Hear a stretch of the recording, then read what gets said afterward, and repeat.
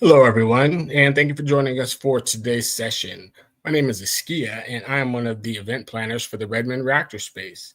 And before we get started today, I've got a few things I'd like to go over. So if you could take a moment, and see our code of conduct. And basically what that is saying is that we seek to provide a respectful environment for both our audience and presenters. We encourage engagement in the chat, but we ask that you please be mindful of your commentary, remain professional, and please try to stay on topic.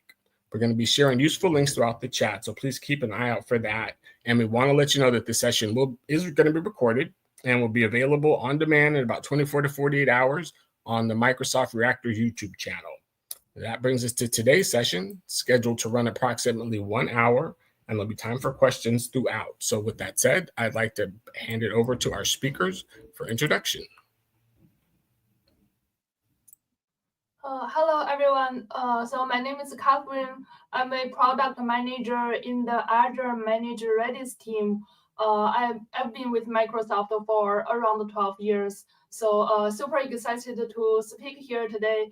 And with me is Roberto, our colleague from the Redis Inc. So Roberto.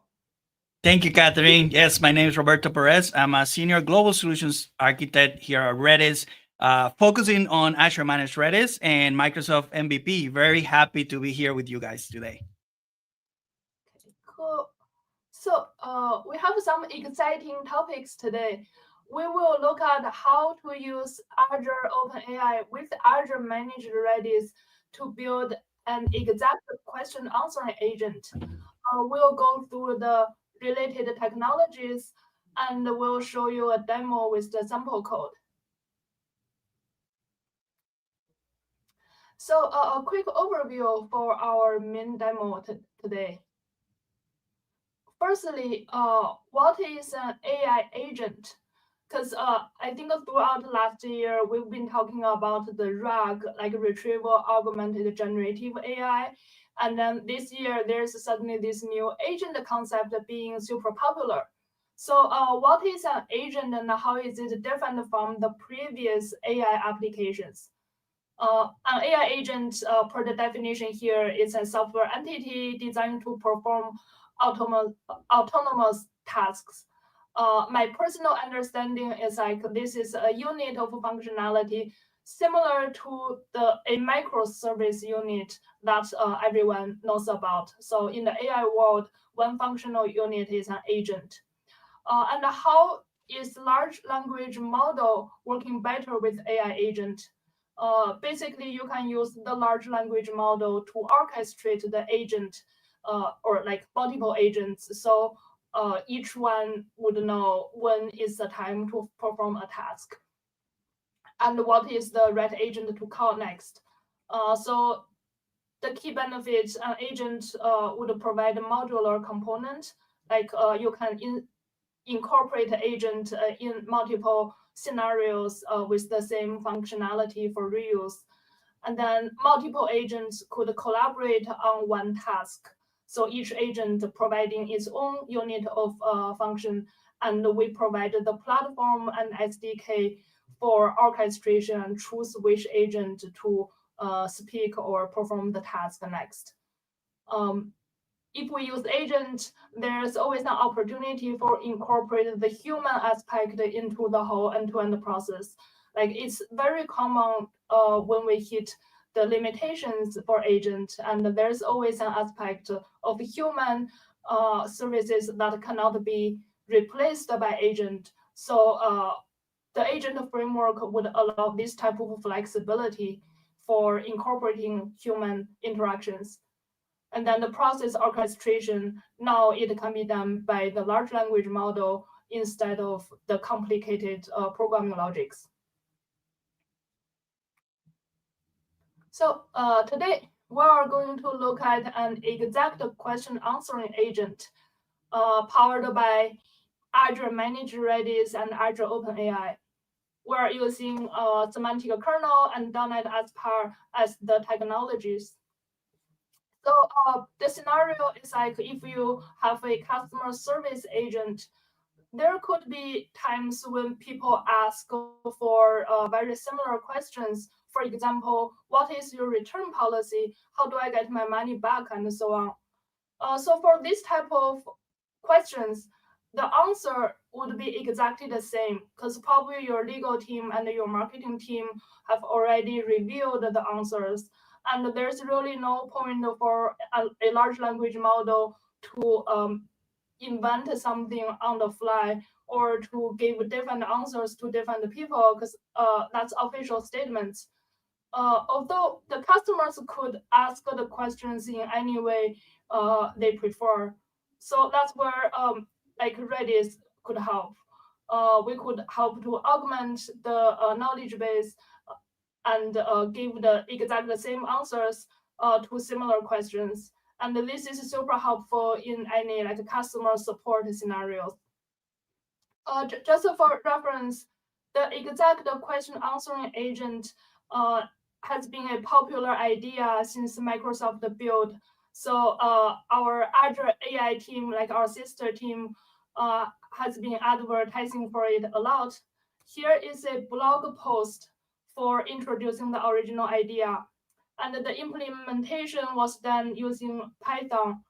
But if you are a .NET developer wanting to incorporate the same capability and want to be able to manage the code yourself, and if you would like a data store like Redis with flexible capabilities and total control over managing what's stored in the Redis, then this solution might be interesting for you.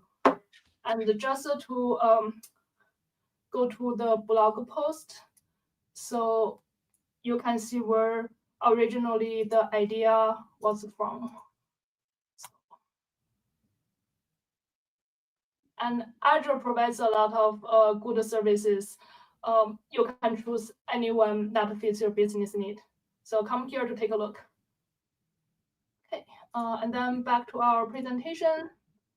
Catherine, quick thing for everyone, that I will ask, because I know, people probably are asking the same question is, why Azure Managed Redis is important in this, agentic, I would say, era or agentic, boom that we're seeing right now? Yeah, great question. So, firstly, like we said earlier, all these answers are going to be preloaded somewhere. Like you need a data store for a knowledge base. Even though large language models like GPT could answer questions based on its best knowledge, there's always something that's specific to your enterprise. Like each company's return policy would be different. And at that point, there is no reason for the large language model to just generate an answer on the fly because your company needs the exact statement. That's where Redis could be a good knowledge base that's leveraging the vector similarity search capability that's integrated into Azure Managed Redis today.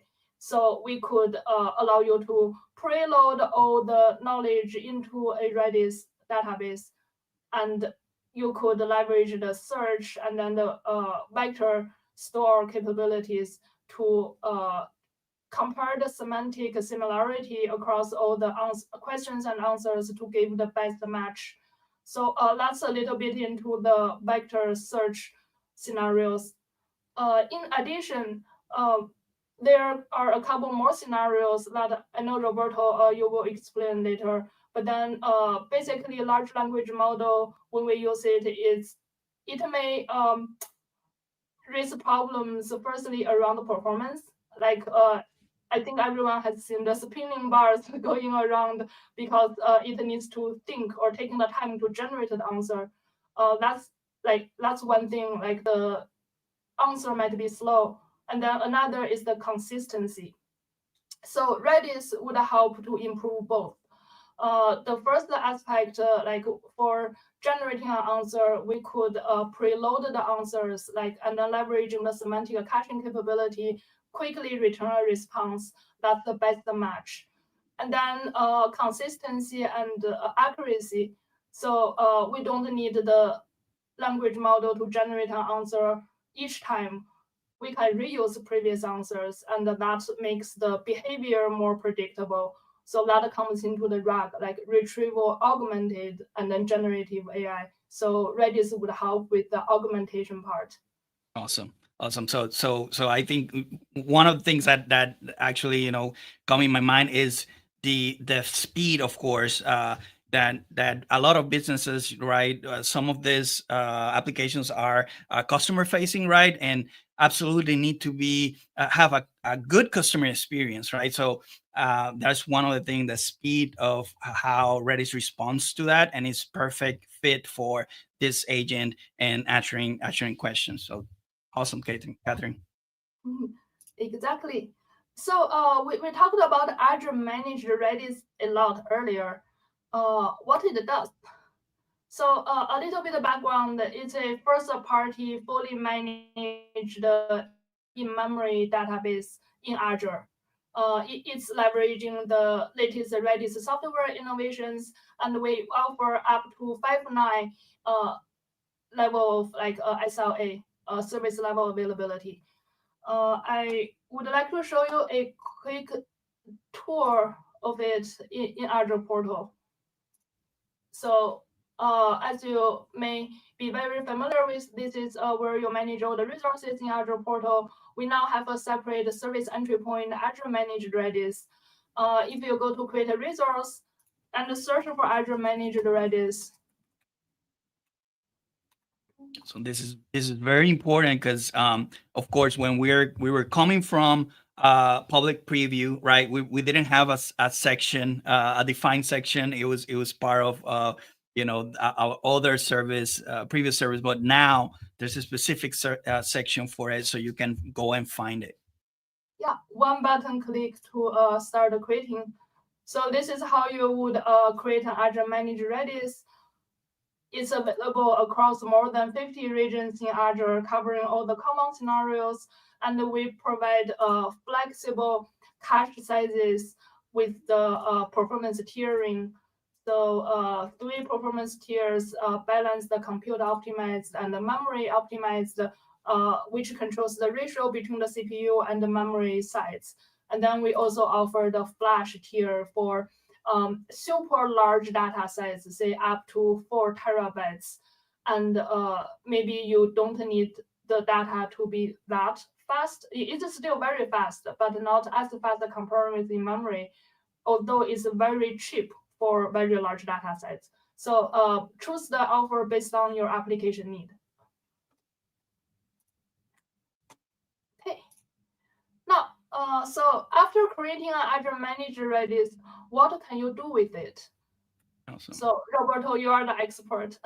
Yes, absolutely. So let's talk a little bit about the use cases, what you can do, right? Absolutely, these are the traditional use cases that you will see. Not all of them are here. There's many more that you can use for, but I'm putting all the main or the ones that you will see most often, right? So, for example, you can use it as a distributed cache. That's the most popular way. I think a lot of the developer right nowadays and the developer community have encountered use Redis as a distributed cache. And it has helped a lot boosting the performance and the scalability of their application. So absolutely, I would say this is one of the most common use case that you will find there, where you can apply any type of patterns, caching patterns, right? Cache aside or right behind or ingest pattern. So you use it as a distributed cache. PubSub is another one that we see a lot often, where you need to accelerate or use it as part of your microservice architecture. You absolutely can use Redis as a PubSub. There's a caveat also. I always want to share when you use PubSub. Also, use and look at Stream, because of course some use cases will absolutely benefit from PubSub. But if you need to be, for your data to be persistent and you are, concerned of data loss, look at the Streams side of things or that data structure. So both of them, PubSub or Streams, that's a great use case. Session management, absolutely. I would say we see this a lot in e-commerce side, where you need to be tracking the session.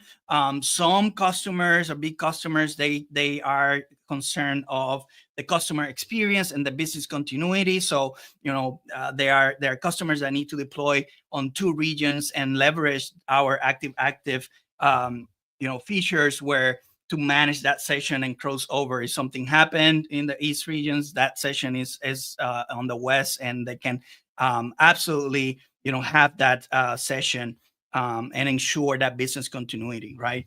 And advanced data structure, right? So if you want to integrate very, very deeply into Redis, you can leverage all the rich fullness of the data structures that we have, where it will help you accelerate your application. So these are the traditional use cases. Of course, I can mention more like inventory management, real-time inventory management is another one, and so on. But I wanted to focus on this. And if you want, go to the next slide. This is the ones that I want to actually dig in, because it's what this actually Reactor session is about, right? How can we use Redis in the AI world right now, this boom that we're having, right? So vector database, that's one of the things. You can use Redis as a vector DB. We have all the feature, all the things that a vector database needs. And one of them, of course, is speed, but also you can do vector search on top of it, right? You can use it. You can use Azure Managed Redis as RAG.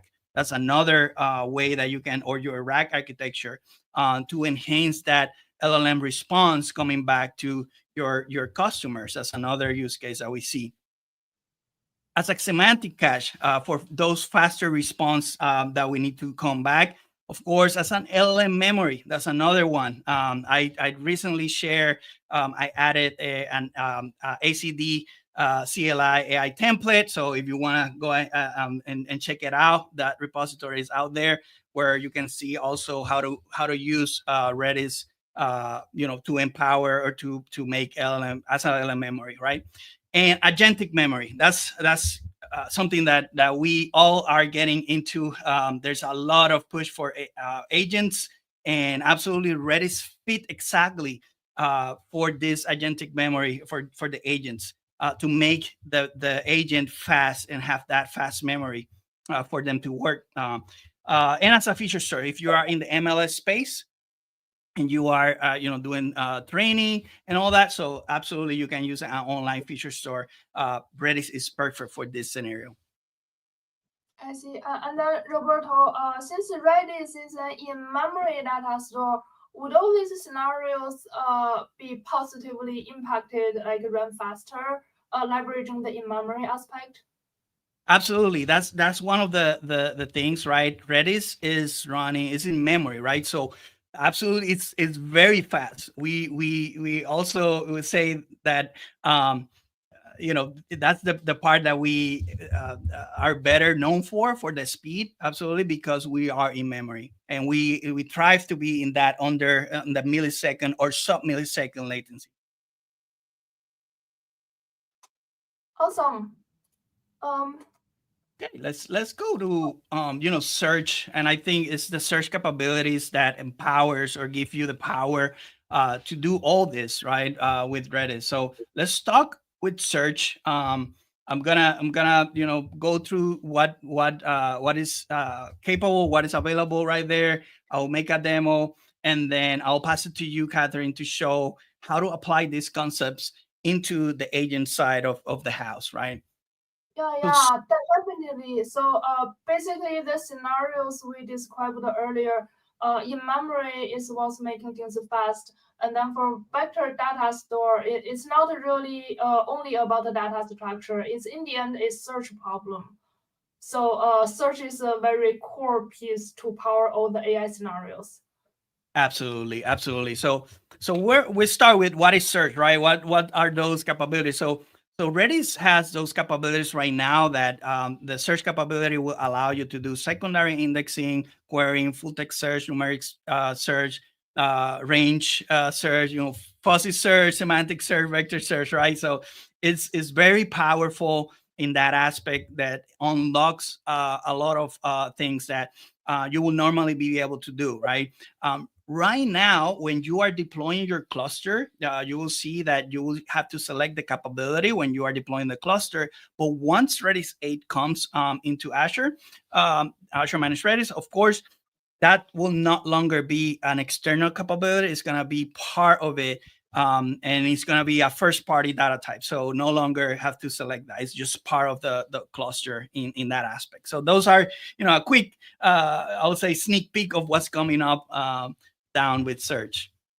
And do I have to pay more to get it, Roberto?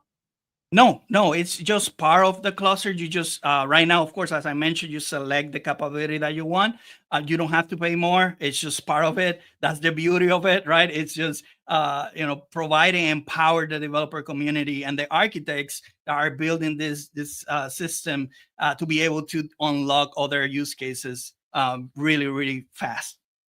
Got it. So basically, can I understand it as if I provision a Redis, Azure Managed Redis instance, I can use the search capability as much as I would like to. It's not like the more I use the search, the more I pay for it. Is it?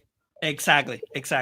It's just the I would say what you pay is just for the actual SKU level, right? What you are provisioning, and that's it. You don't pay for anything, how much you're using or any capabilities that you are adding into a cluster. That's not the case. Very cool. So Awesome. let's look at some examples.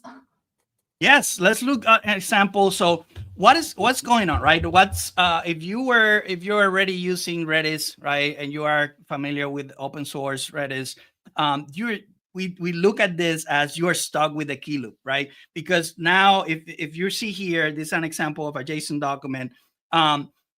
When you start looking or getting data, we call it the key loop because you need to start asking, okay, get me Sam, right? And then from there, you need to, okay, get me Morgan. So, and you need to be specific on that key name.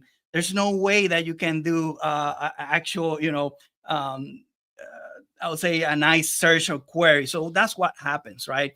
So the search capabilities help you to unlock that and absolutely be better, improve your application in that aspect. So if we go to the next slide, we can see that you can start with that simple to write versatile queries, right? So in this case, if you see at the top, we want to get all the people that have a student role.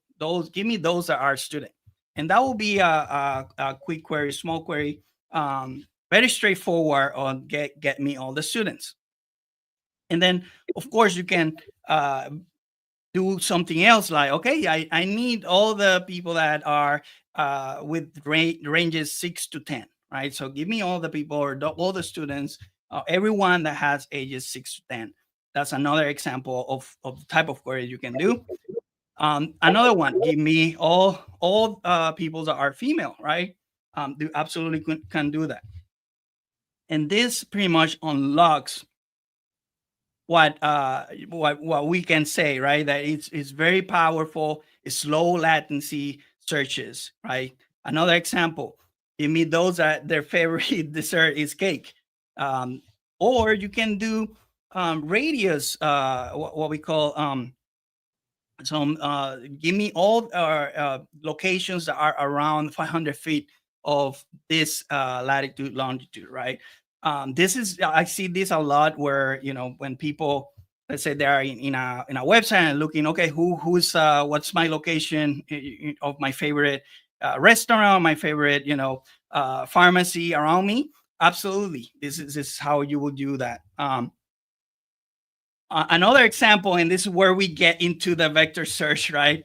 And this is the last example we see is give me those, close or Canon 10 based on my embedding. And now we are taking things into the next level, right? Now we're talking about this is unlocking now vector search for your applications. So let me show you really quick a demo on what you will see. Let me share my screen really quick. The vector search is basically allowing you to search based on the semantic meaning of something. It's different from traditional search scenarios, as in like exact keyword search or filter. Absolutely. Thank you for sharing that, Catherine, because that's important. So here is my screen. Awesome. Here's my screen. I'm showing Redis Insight. I pretty much uploaded some data very similar to the examples that we were presenting in the slides. It's very close to it. So if you see here, I have a JSON document. I'm storing native JSON into Redis. And I have some structure, some ID, age, location, gender, role, dessert, description. And I generated my embeddings based on the description, right? So all this data, you see, you can store it natively in memory, right? So now that I have all this data, I can show you how to do some searches, right, in your application. So let me pull up Visual Studio Code. 1 second, if this wants to cooperate with me. Here we go. So let me show you what I did. I will show, I'm in this scenario, I'm using Python. I'm using a great library called Redis VL. Thank you, our Redis AI team, for building this absolutely amazing library for us. But of course, Catherine's going to show using semantic kernel. That is awesome. Another great library to use. So, but for here, I'm just going to show what I did to load the data. And then I will show you how to do the search or the queries. And here pretty much I'm getting some environment variables, of course, on my cluster. I'm using, I want managed identity, so I didn't want to use key authentication in this case. So I brought the Redis Entra ID code here into my Python code using default credentials and credential provider. I build some URL, and then I'm just creating some data, some random data, for this exercise. And after that, what I do is, if you see, I pretty much load all the data over, but then after that, I create my embeddings in bulk. So in this example, I'm doing embed many. This is one of the things that Redis vector library or Redis VO will allow you to do, is just, hey, go ahead, all those descriptions that I have in my JSON document, you're creating embedding for all of them. And I'm doing it here. And then I pretty much upload everything. Next thing, what I will do is create a schema. And this is very important to know. I pretty much have it here. It's part of my code, is creating the schema. It's allows you to, come back and know how you are building your schema, right? Your index. You can also load it from a YAML file. There's options to do that. But in this case, I put it here, and it will give you the structure of how your index look like. And I want to mention this one here. This is the one that we use vector. Is these are the attributes. So you can give it the dimension, right, of your vector, the distance metric. In this case, I'm going to cosine, the algorithm, and the data type that I'll be using for the embedding. And after that, we just load everything up, just create the index and load data. And that's pretty much it on the uploading the data side of the house, of course, that I did for this scenario.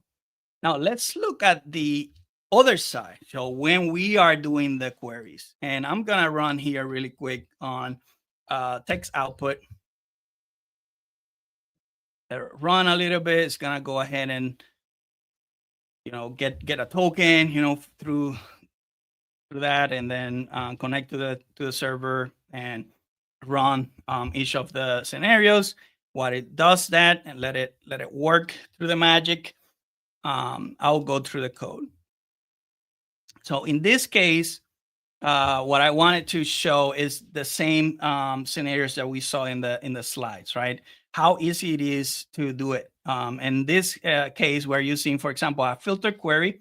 As we mentioned or we saw before, we are looking for, give me all the people, right, that are classified or the role is student. So this is how you're gonna do it. Pretty simple. Next is another example, a range query, right? I want all the people in my data set that are 6 to 10, ages 6 to 10. Same thing, very simple, very straightforward filtered query. And then absolutely the last one that I will show today is how to do the vector query, because it's very simple to do it, right? This is allows you to create this for you using a vector query that we have, and we pass the embedding. In this case, I put it here, the students that like building. That was my phrase, I will say, right? So what happened is I convert that into an embedding, and then I do vector search against it, and then return, of course, those fields that I want to show. So if we see here, we go back, it already finished loading all the things. The first one, we pretty much age between 6 and 10. We have all these students that are 6 to 10. Next, we have here the ones that like building things, right? And that's what you said, Catherine. It was about not a full text search. Is the meaning of what you are asking, right? What's the meaning? In this case, you will see who enjoys building Lego sets, and that's why it's bringing 3. I'm specifying here the number of results. This is 3. So give me those 3 records that are very similar, the closest one to my query, right? So to what I'm asking. So this is what allows you. This is, like, I would say, the base of what now Catherine is going to talk about. But before that, of course, we wanted to let you know that you absolutely can build this with using different client libraries. So what you would share, Catherine, your screen back into the presentation.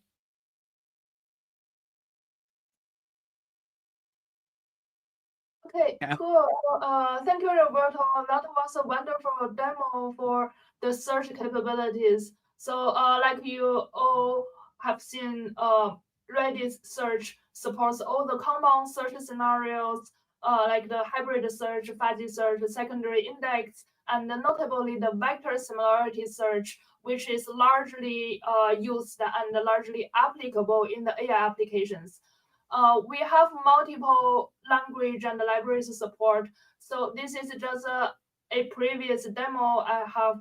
It's on GitHub public, where you can use .NET libraries to create the search index, and then to query for similar products based on the description embeddings. So you can see ft.search, like we can create a new query, and this is the query syntax using KNN, and then based on the description embeddings, we could add the parameters, sort the result by the score. This score is the similarity. Basically, when we do the vector similarity search, a similarity score is returned, and there could be multiple results within a certain threshold you configure, so you can get the most similar result. Yeah, check it out. It's all public on GitHub. And if your application use like multiple languages, all these capabilities are also available in like Node, Java, and Go, because we know like there would be some hybrid type of applications like microservices, each service using its own implementation. So it's also super great to know that the capability is supported across all the commonly used languages. The libraries for .NET, Redis, OM.NET, that's my later demo will be based on. The earlier search index I showed you was based on the Redis stack. And then the most popular Azure.Stack Exchange.Redis that provides all the base capabilities for using Redis, things like set, hash set, string, and so on. Catherine, I'm gonna ask one thing there. Why it's important for you, right, on these capabilities or these kind of libraries is just think about, right, when you use them. These actual libraries are we own, like Redis owns those. And when we come with a new version of Redis, those libraries are going to be updated with those new features that the new versions are going to come with, right? So that's important. That's why. Yeah, you don't have to worry about the supportability. Someone is providing you all the great code behind the scene to abstract the complicated queries. So it's always up to date. Awesome. Yep. So the exact question answering agent demo. Let's firstly take an overview of how the demo is hosted. Basically, I'm using .NET Aspire deployed on the Azure Container Apps. That's a great microservice platform. And then everything is powered by the Semantic Kernel SDK, where I implemented the knowledge plugin through an agent framework. And it's connected to Azure Managed Redis for the knowledge base. And then all the chat completion, all the chat completion. And like orchestrations are happening behind the scene using Azure OpenAI service. I deployed the embedding model and the GPT-4. And quickly zooming into this part of the architecture. So we are using vector similarity search here to return answers for similar questions.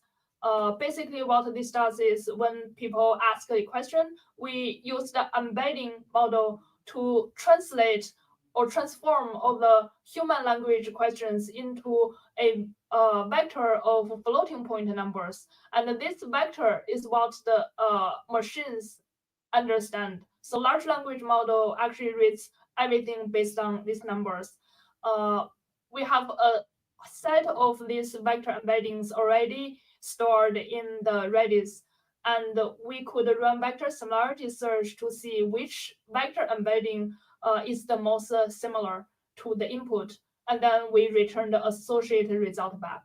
So that way, the response is consistent, plus this process would be faster than like generating an answer on demand.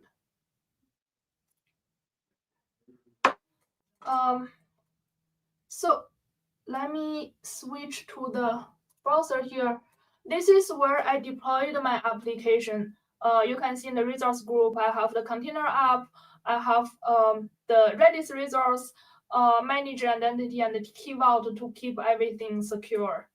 So just a quick note, Azure Managed Redis nowadays support the Microsoft Entra ID. And you can see the managed identity I use for my application gets the assigned permission here. That way, I don't have to check in any access key or connection string into the source code. And that makes the application secure end-to-end. Now, let's go to the container app environment. One advantage for using Aspire is you get all the observability and the service overview through this .NET Aspire dashboard. So let's click on the link. This will give us an overview for all the microservices deployed in this container environment. So you see I have two services. One is the chat client, that is the front end for user interactions, and then the agent API is the backend where I host the agent as one microservice with the plugins. So if we open the chat client,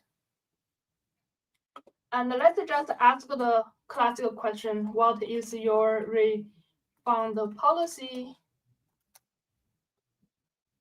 It's searching, and you see it's very fast. It returns the standard answer. And let me just ask a similar question, but different wordings. What are the rules for return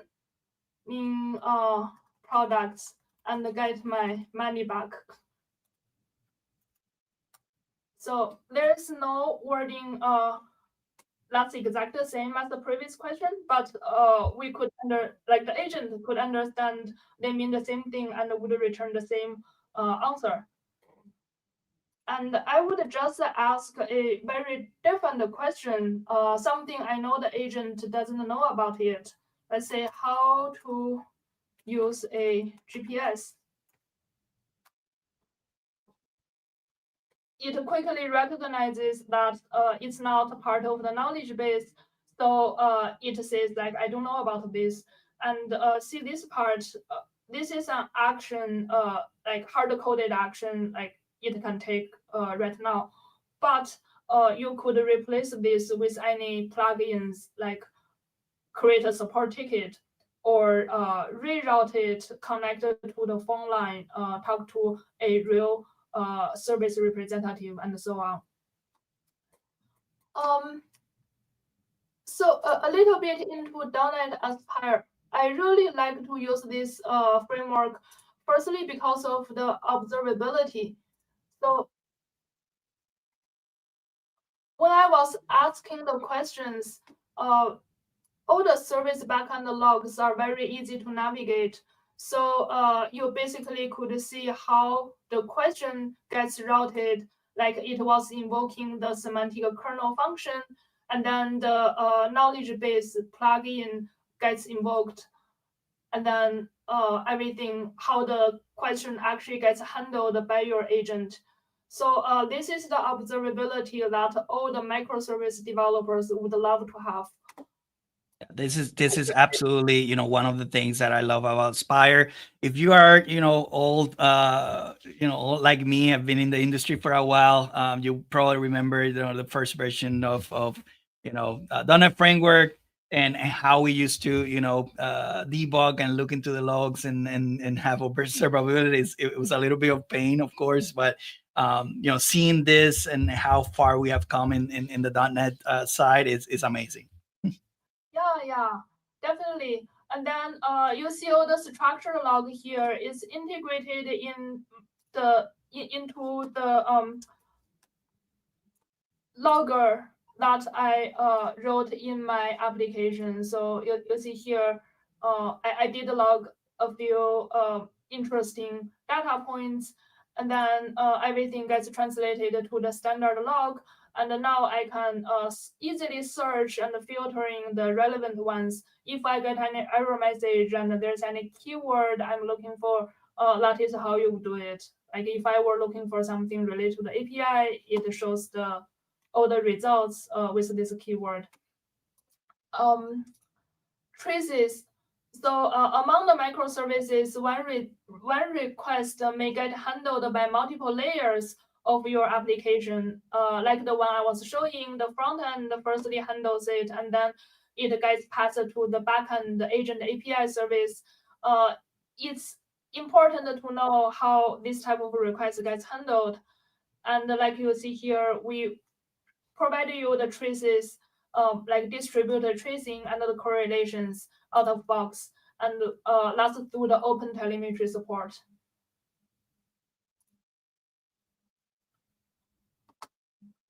Yeah, and then lastly, matrix.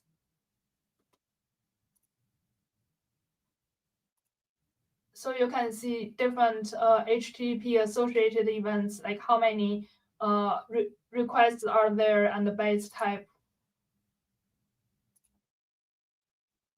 This is about the kernel connections in case you need to debug something deeper level. So all these are available here for you to like manage and start triaging any issues, or even there's no issues, you may just want to know if your service is running healthy. So all these informations are very useful. Another thing I would like to show is it's very easy to deploy the Aspire applications. So not sure if everyone's familiar with the Azure Developer CLI. It's basically that one AZD app command that will deploy your infrastructure and application. So we have all these like bicep files generated as part of the Aspire framework with the AZD integration. So you can repeatedly deploy your application, easily recreate the environment, and also ability to customize your deployment scripts. So that's something new that's available in the AZD command with Aspire. I just wish to show you a quick demo on a new command, AZD infra gen.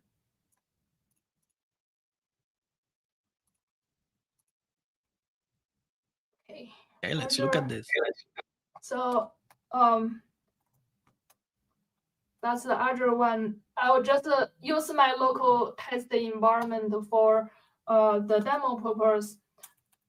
So in this environment, as you'll see, I also have the API project, the client, which is a front end, app host, and the service default. So if we go to the app host project, that's where all the service dependencies are defined. That's pretty much the project that ties everything together. All your microservices come to here, and you have all the dependencies. Correct. Like we see in the code, if I go to the app host here, in the program.cs, like I defined all the resources I need, and then the related services that make up the end-to-end application. So this project has all the source of truth. And then if we, I mean, traditionally, people could just run AZD app and everything gets deployed. If you want to customize your infra bicep, run AZD infra gen. So it used to be called infra synth, but this is a renamed command, and I believe it's GA already. So let's just run it here. I need to run AZD init first. So let's do AZD init. Yes, scan the current directory. This is basically scanning all the configuration code for AZD to understand my application structure and decide what to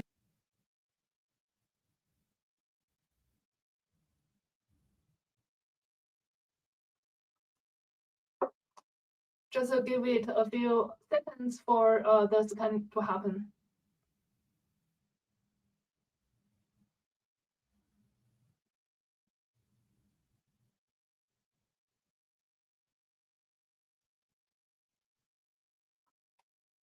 Meanwhile, I think maybe I can use the time to walk you through the code here. So we already looked at the app host and understand all the project structure. The agent API is probably the most interesting part because that's where the AI agent gets defined. I'm using a chat completion agent here. There are also other types of agent like AI agent available with the semantic kernel framework. So with this agent, when I defined, I give it a name. The instruction is basically where the magic happens. So I'm telling the agent, hey, go use the KB plugin. You are requested to send the question to the KB plugin and return the exact answer without rewriting the answer. And then I'm telling this agent if the plugin doesn't have an answer, just say, I don't know about this. So essentially, we could make this to be another plugin to forward to an agent in a more complicated scenarios. But that's basically how the agent gets defined. And then it's standard, we have the chat history and the thread. The KB plugin basically takes a question as a string and then get the response from the Redis instance connected. You can see when we connect with the Redis instance, we now use the default Azure credential. That's part of the Entra ID integration that we saw earlier. And you don't have to check in any key or connection string in this case. And I'm using a very smart library like the Redis OM library. It could just do the catch.get similar async for me. So in that way, basically underneath this one API get similar async, it's going through all the vector search process, like get the embeddings, and then compare which existing knowledge is the most similar to the input. And then if there's any items returned, we could reuse the answer. I believe, yeah, so you see here, we defined the threshold score to be 0.15. If you want to be more precise or accurate, you can lower that number so less results and more accuracy will be returned. Or we could return more results and then sort by similarity, sort by the similarity score. So we return the most relevant. The one thing that Catherine, I want to tell everyone, right? Just why this is important, right? I always tie to why it's important. And just to give you a story, right? Think about if you are in customer service, in this case, right? You are behind, let's say, a phone, and people are talking to you and asking you this application. Just imagine it could be either customer facing or it could be internal to a company, right? And it's in customer service, and they want to ask the knowledge base, or find very quickly to be able to answer that customer is on the phone, right? So speed is very important. So that's one of the, like, I would say, scenarios that to have in mind, right? Why is important? Because you want to offer the best customer experience in your company, right? So, and this will allow you to do that. Yeah, exactly. Let's go back to the command. Okay, so it finished scanning and it detected the .NET Aspire type of application. Let's just say like confirm and continue initializing my app. Give it a name. Let's say AZD test. Okay, so now my application has been initialized with using AZD. If we run that command again, AZD infra gen. So I'll just make the font larger. This is the command I'm telling you about. So run this. Now it's analyzing the application and generating the bicep scripts that I was showing you earlier. So this command basically will get us this folder, the infra folder.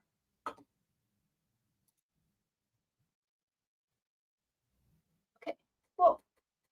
And I have to update my tool after this. Good warning. I like using AZD because it always urges me to keep the environment up to date.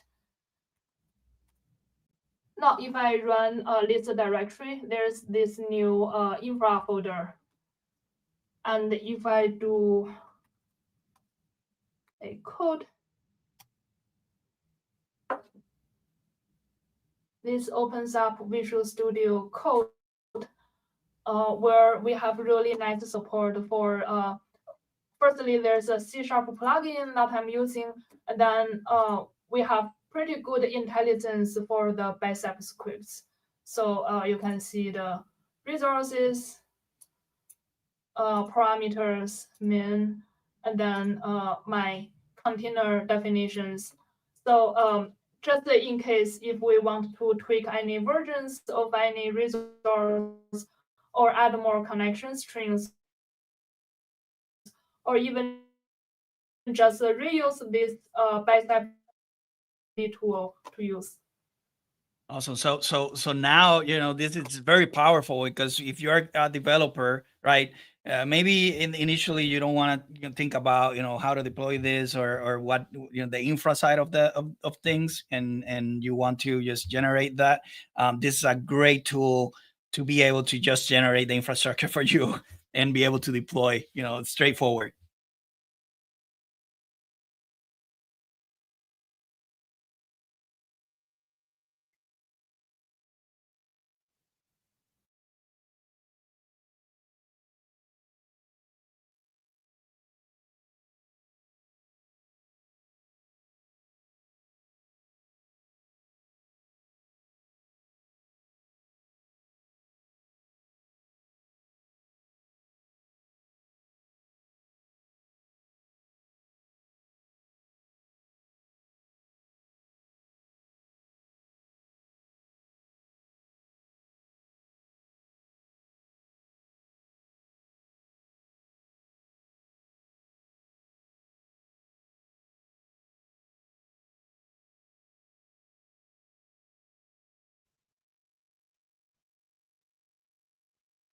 Hey, Roberto, could you still hear me? There we go. Yeah, you're back. I know we are 5 minutes. I think it is out. I know we are opening for questions. So I just wanted to give you let you know that we're almost on time. So,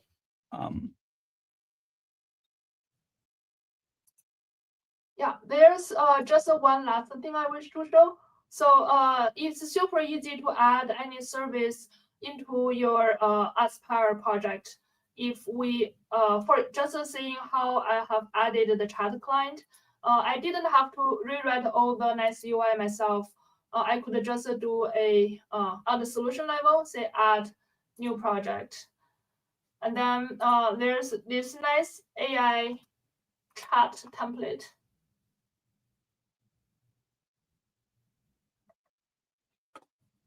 Yeah, this is the one I was looking for. So AI chat web app, and then click next.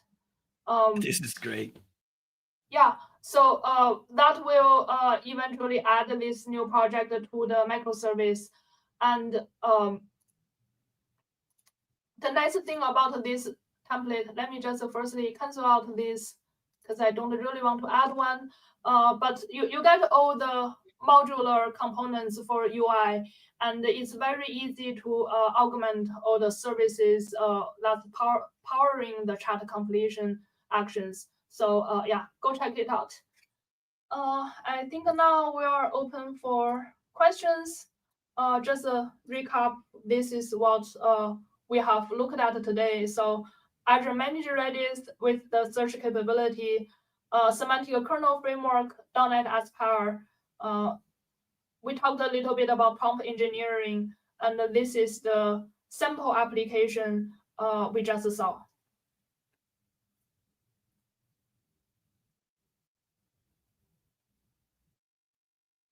Let's open up for questions.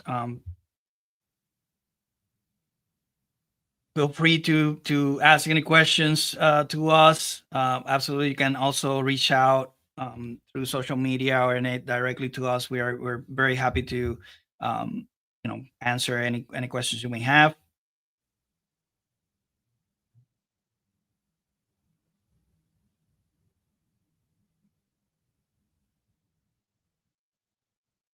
Instead of doing in C#, can you implement this in Python? Absolutely. Yeah, you can do it. Of course, in the .NET side, semantic kernel, I'll say is one of the libraries that is available. On the Python side, Redis has built also Redis VL, right? So Redis vector library.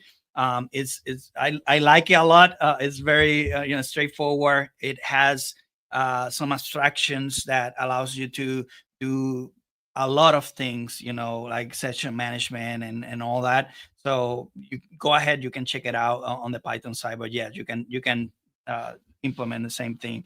I'll say on the API side, right? You can do Python, maybe fast API from the background. Not sure what your architecture is. Front end, you can decide whatever it is, right? But yeah, you can implement the same thing.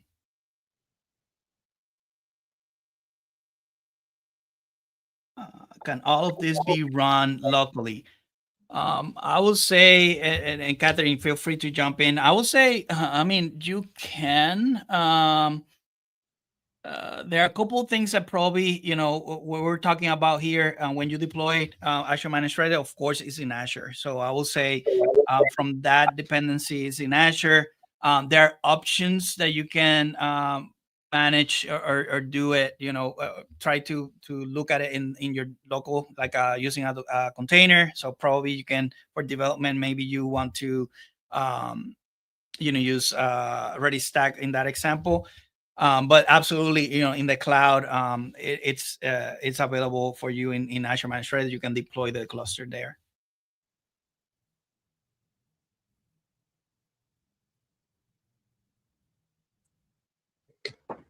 All right. Excuse me.